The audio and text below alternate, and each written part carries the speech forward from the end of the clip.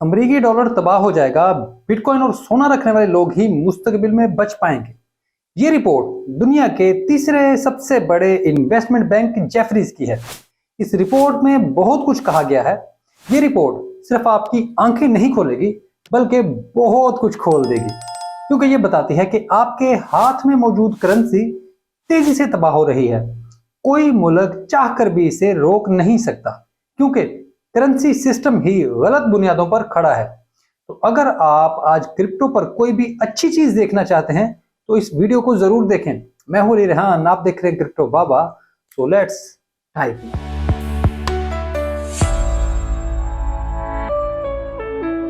आप में से अक्सर कई दोस्त परेशान रहते हैं, पूछते हैं कि यार अभी खरीदें, इंतजार करें, क्या करें क्या ना करें। कोई नाउम्मीद हो जाता है कि यार 3 साल हो गए हैं, लॉस हो रहे हैं, क्या करें, कैसे जिंदा रहें, कैसे मजीद इन्वेस्टमेंट करें, पैसे जाया हो जाएंगे।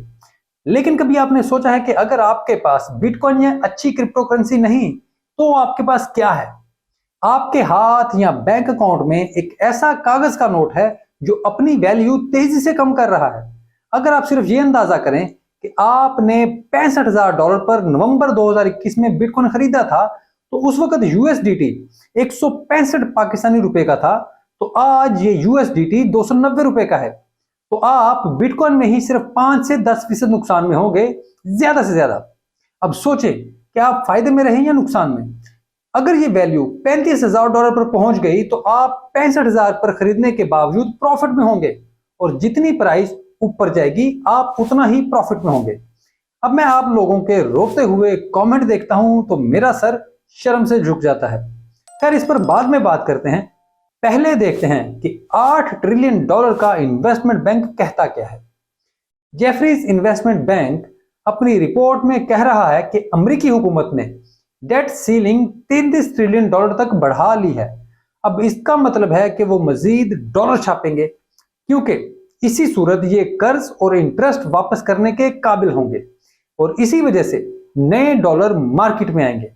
डॉलर इंडेक्स फिर मजीद नीचे गिरेगा और इसके मुकाबले में बिटकॉइन और गोल्ड की कीमत बढ़ेगी।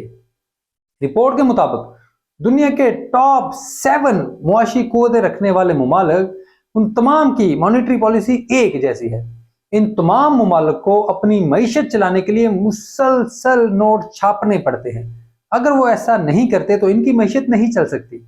इसी वजह से ये अपनी बैलेंस शीट मुसलसल बढ़ाते रहते हैं। अमेरिकी फेडरल रिजर्व ने अभी अपनी बैलेंस शीट $33 ट्रिलियन तक बढ़ाई है। अगले 5 साल में कर्ज की हद बढ़ते बढ़ते तकरीबन $50 ट्रिलियन तक चली जाएगी।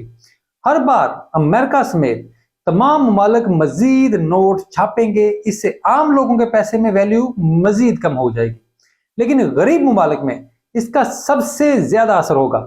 अब यहां वो समझाते हैं कि गरीब मुमालिक में क्यों ये असर ज्यादा होगा। तो जेफरीज का कहना है कि ये मुमालिक अपनी रिजर्व करेंसी डॉलर, यूरो जैसी करेंसियों में रखते हैं। तो जब मजीद पैसा छपेगा और डॉलर ही अपनी वैल्यू खो देगा तो फिर इन नई करेंसियों का क्या बनेगा। रिपोर्ट यहां एक इंतहाई मजेदार बात बताती है जो आम तौर पर कोई नहीं करता, सो इसे जरा गौर से सुने। रिपोर्ट के ऑथर्स कहते हैं कि शॉर्ट टर्म में जब डॉलर वैल्यू खोता है तो हम गरीब मुमालिक की करेंसियों में बेहतरी देखते हैं, लेकिन जब लॉन्ग टर्म यानी 5 साल का जायजा लेते हैं तो हमें मालूम होता है कि गरीब मुमालिक की करेंसियां अगर डॉलर के मुकाबले में बेहतर भी रही तो डॉलर छपने की वजह से इनका एक्सपोर्ट आउटपुट तबाह हो जाता है। अब ये क्या मामला है, इसे मैं जरा आसानी से समझाता हूं। यानी अगर किसी भी गरीब मुल्क की करेंसी स्टेबल भी रहे तो पेमेंट तो डॉलर में ही लेनी है। जब गरीब मुमालिक के एक्सपोर्टर्स को डॉलर में पेमेंट होती है तो उसे ऐसी करेंसी मिलती है जो डी वैल्यू हो रही होती है। इस वजह से इसको अपने काम के असल पैसे नहीं मिलते। ऐसे में डॉलर कमा कर भी वो मुल्क और एक्सपोर्टर इकोनॉमी की ग्रोथ में कोई किरदार अदा नहीं कर सकता।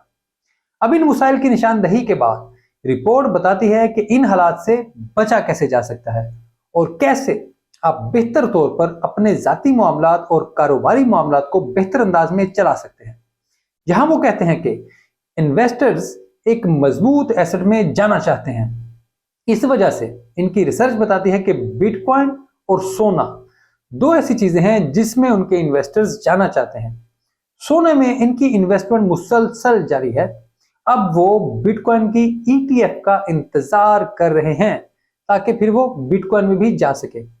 इनके तमाम इन्वेस्टर्स अपने पोर्टफोलियो में बिटकॉइन का इजाफा चाहते हैं, क्योंकि इसके बगैर अपने पैसे को महफूज रखना मुमकिन नहीं। जी, ये वो कह रहे हैं कि बिटकॉइन के बगैर अपने पैसे को महफूज नहीं रखा जा सकता। वो इस वक्त कई बैंकों से भी राब्ते में है ताकि वो उनको बिटकॉइन की कस्टडी की सहूलियात फराहम करे। यानी अगर वो बिटकॉइन खरीदें तो बैंक्स उसे अपने पास रखें ताकि उन्हें महफूज बनाया जा सके, जैसे करेंसी को बैंकों में रखा जाता है हिफाजत के लिए। अब आप खुद सोचें, दुनिया का तीसरा बड़ा इन्वेस्टमेंट बैंक ये सोच रहा है और यहां कमेंट्स में हम जैसे गरीब ये बातें कर रहे हैं कि 3 साल हो गए हैं, मैं मायूस हो गया हूं, मैं सोचता हूं मार्केट छोड़ दो। मैं ऐसे कमेंट करने वालों का नाम तो नहीं ले रहा, लेकिन ये वीडियो मैंने उन सब के लिए बनाई है। तो यार, अगर आप छोड़ना चाहते हैं तो ये आपकी मर्जी है, मैं आपको रोक नहीं रहा, क्योंकि मैं आपका फाइनेंशियल एडवाइजर नहीं हूं। लेकिन मेरा सर शर्म से जरूर झुकता है जब मैं आप जैसे लोगों को देखता हूं और मेरी व्यूअरशिप मुझे बताती है कि आप लोग 25 से 35 साल की उम्र के दरमियान के लोग हैं। तो यार, इस उम्र में हौसला हार रहे हो, जब आपके हाथों में पैरों में जान है, जब आपको अपने और अपने खानदान की जिंदगी बदलने के लिए जद्दोजहद करनी है, जब आपको किसी काम में अपनी जिंदगी बनानी है। तो भाई, अगर आप अभी से हौसला हार गए तो आगे क्या करोगे? जो आपके हाथ में करेंसी है वो तो अपनी वैल्यू कम ही करेगी। ये बाय डिजाइन ही ऐसा सिस्टम है। इस वजह से ये देखो कि आपके हाथ में क्या है और आप उससे क्या कर रहे हो। अगर आप महीने के $10 इकट्ठे नहीं कर सकते तो क्या फायदा? अगर आप महीने के $10 की इन्वेस्टमेंट नहीं कर सकते तो आगे क्या बचाओगे? घर, बच्चों की पढ़ाई, पहाड़ जैसे मसाइल का सामना कैसे करेंगे आप? अगर आपने घटिया कॉइन खरीदे हैं और आप उसमें फंसे हुए हैं तो इसका मतलब ये नहीं कि मार्केट गलत थी। मसला ये है कि आप मार्केट में गलत तरफ चले गए। आपके सामने मौके ही मौके हैं। 1 साल में ये मार्केट कहां होगी आपको अंदाजा ही नहीं। बाकी फैसला आपका है। मुझसे ऐसे सवाल ना करें कि मैं यहां हूं क्योंकि मैंने इधर ही रहना है। आपको जल्दी है तो आप हो आए, मुझे कोई जल्दी नहीं है। मैंने $5 जमा किए, फिर तबाह हुआ, फिर अपने पैरों पर खड़ा हुआ। मैं इसलिए कहीं नहीं जा रहा। ये मेरी मार्केट है। मैं हर लड़ाई के लिए तैयार हूं। मैं हर मायूसी को पार करने के लिए भी तैयार हूं और मैं हर मुश्किल का सामना करने के लिए भी तैयार हूं। Whatever it takes, मैं कहीं नहीं जा रहा। ये मेरा फैसला है, बाकी आपकी मर्जी है। अगर वीडियो अच्छी लगे तो इसे लाइक और चैनल को सब्सक्राइब जरूर करें और अगर मुमकिन हो तो कमेंट में अपनी राय भी दें। मैं कोशिश कर रहा हूं कि आपके कमेंट्स का जवाब भी दूं। तो अगर कंफ्यूजन हो तो प्लीज बात कर लिया करें, मैं जवाब दूंगा। वीडियो देखने के लिए आपका बहुत शुक्रिया।